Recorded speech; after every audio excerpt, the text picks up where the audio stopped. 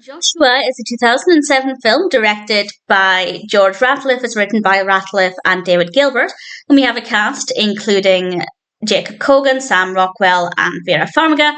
And in general, I like this. It maybe wasn't as suspenseful as I hoped it would be, but we definitely have some pretty powerful moments. This is about a young boy called Joshua. He's very bright. He's a child prodigy. And then he has the arrival of his baby sister Lily. And it's very clear that he doesn't like having Lily around the house. He's no longer center of attention, and he starts to have some concerning behavior. And I don't want to say any more than that, but it definitely is driven by the character of Joshua. So it was obviously very important that they got the character writing there and the cast very, very well done. And I'm pleased to say it is. The character is very well written. And Kogan did a really great job with this character. So absolutely very well done. With regards to the narrative, as I said, I would have liked it to have been just a tiny little bit darker, maybe a little bit more suspenseful.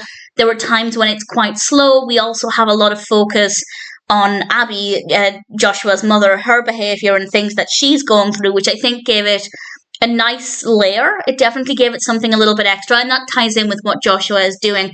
So there's a lot of substance there. Maybe not quite as dark as I wanted it to be, but it still works really well. The characters are well written, the narrative is good, the pacing's good. I have no complaints. As I said, I would have liked it to have been a little bit more twisted and dark and suspenseful, but what we get is still very effective, so I don't really have any complaints about this.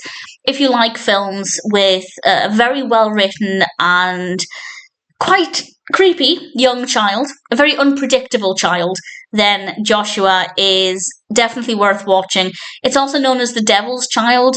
I think I prefer the title Joshua, actually, partly because it is very much about Joshua, but I think it gives less away. I quite like it.